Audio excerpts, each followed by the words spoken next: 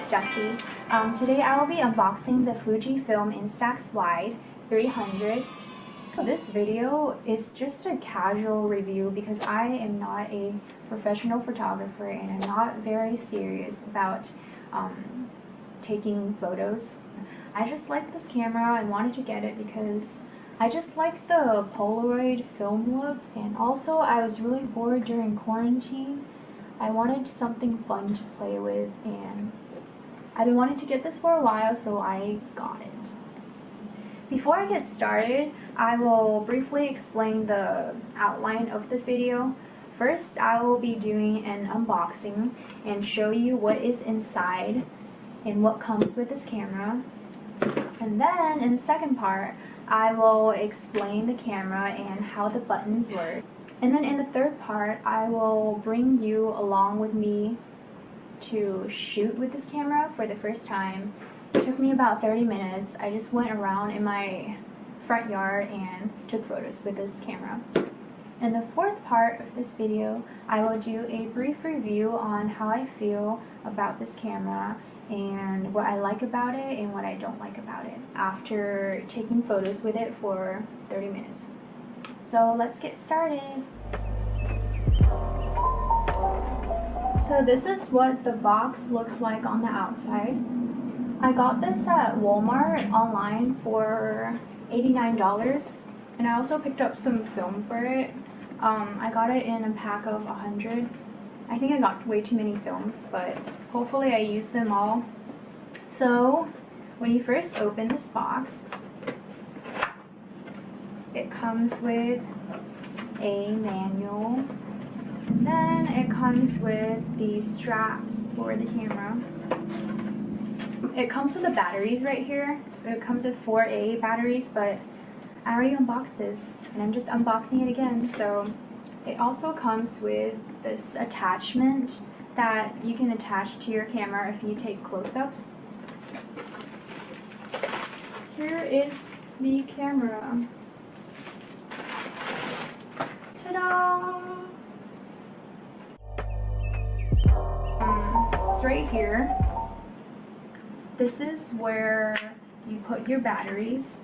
I know this sounds stupid, but when I first tried to put in the batteries, I completely failed. It took me a while to get to know how to put these batteries in. I was pretty stupid, but they have these plastics inside, and I did not know that it's supposed to be there. I thought this plastic, like you're supposed to pull it off, because I thought the plastic blocks the battery from working or something like that. So I tried to yank it off, but it didn't work. So, but anyway. And also, I did not put these batteries in the right way. They have these things that tell you like the positive and negative, but maybe I was too excited to use this camera, so I completely did not put them in right. Here is the power button, and you just pull on it, and it opens. And then you pull on it again, closes, and this is the shutter, so you just press on it and it takes the photo, and it comes out right here. This is where the film goes. You just pull on this button and this opens. And in the back, this button, this is the flash button, and if you press on it, I think it will show right here that the flash is on. And then the L and D, the L means light. If your photos are turning out too dark, you should press the L button. And then if your camera is overexposing or if it's too bright, then press it again, and it will be the D, and it will show up right here. And it will also tell you how many films you have left in here. This is the thing that you're supposed to put on if you want to take close-up shots, which means probably like arm's distance away, and you just do this and it clips on. This is also helpful if you're taking selfies with it, but I wouldn't recommend taking selfies with it because I don't think the angle is the best. It just, yeah. And one thing for shooting with this is that you're supposed to look through this hole right here instead of looking through this hole, because if you look through this to take a photo of a close-up, it will like it won't be in the center of it. If you want to take close-ups, when you turn it on, you have to turn it so that it says it's close-up right here. And then if you do it again, this changes the focus of the camera. So you have to make sure you change this, or else your photos are going to turn out blurry.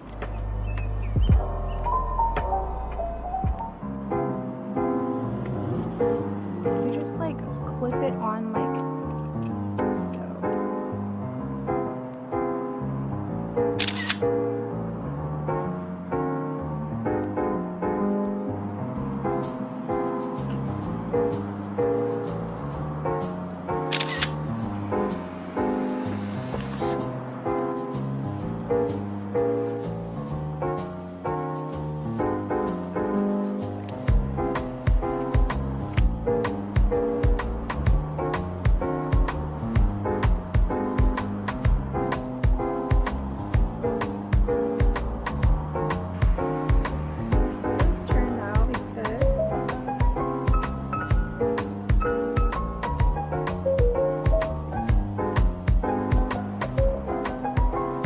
I was trying to get a photo of this flower right here, but I completely failed. Like it just, I think I was using the wrong mode. It's not focusing and it's completely not this flower. So my experiences with shooting with this camera, the films that I shot yesterday, they look like this. So this was my mom, and it was in the kitchen. It was in the morning, so it was kind of dark in the room, but I turned on flash and it turned out pretty well. And this is a selfie that I took yesterday outside, and it was around 6:30, and I think I also had the flash on. And this, I think I turned on the dark mode by accident because I didn't know how to use the camera. This was just another photo at 6:30 p.m. when I was outside filming. And this last photo was just a failed photo because I did not put on this thing for a close-up of a flower that I was trying to take, so please read your manual. After shooting with this camera for a day, I feel like the thing that I dislike the most about this camera is how bulky it is. It's just not something I would carry around on a daily basis. Like if I were to go traveling, I probably would not bring this camera with me. I'd rather just use my phone. It's just way too bulky and you have to carry film around and it's just a hassle. I would probably go with the Fujifilm Mini Instax camera if you want to take it with you during travel. Or if you don't mind taking a bulky camera with you, then go for it. For reference, this is my iPhone XS and this is the size difference. I think I would use this camera the most if I went on like a Fujifilm Instax photo shoot, or if I was at home and I wanted to take some photos with my friends. I wouldn't take this on with me if I went to travel. It's just a hassle and I don't want to do that.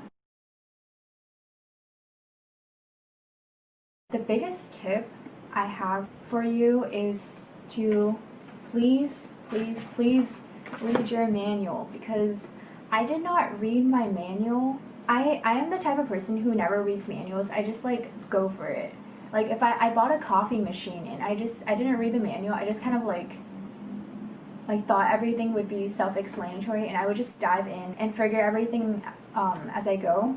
But for this camera, I definitely recommend you read the manual first. At least like take a skim through it and know like what each of the buttons work, because if you don't, you will end up wasting film like this one. If you're afraid to waste film, I would recommend you watch other maybe like professional videos on how to use this camera and listen to their experience on what settings they should use in what type of daylight or what type of light. Also, another tip that I have is I don't recommend taking selfies with this camera because it I just don't think that this is a flattering angle. I'd rather have someone else take this photo for me. It will look so much better. Unless you like this selfie type of picture. Or let's say if there's actually no one around you and you're with a friend, you could probably take the selfie mode just for a memory, I guess. But on a daily basis, I would not use this camera to take a selfie. As for how the film turned out, I think I was just getting used to using this camera for the first time. So this, I think this was too dark. It was underexposed. Probably because I accidentally turned on the D mode, but I forgot which mode I used. Yeah, I think this was too dark. I really like how big these films are. If you're inside the room and you're taking a photo with flash, I think this will turn out really nice. It has this type of nostalgic vibe that I like in the film look. I hope this video was helpful for those of you who are interested in buying this camera, and hopefully the tips will help you make less mistakes while taking photos with this camera. Overall, I had fun shooting with this camera because I really like the experience of taking a photo. I love how it just like slides up and then you're just waiting for the film to develop. Thank you for sticking with me till the very end, and I hope this video was helpful. Bye!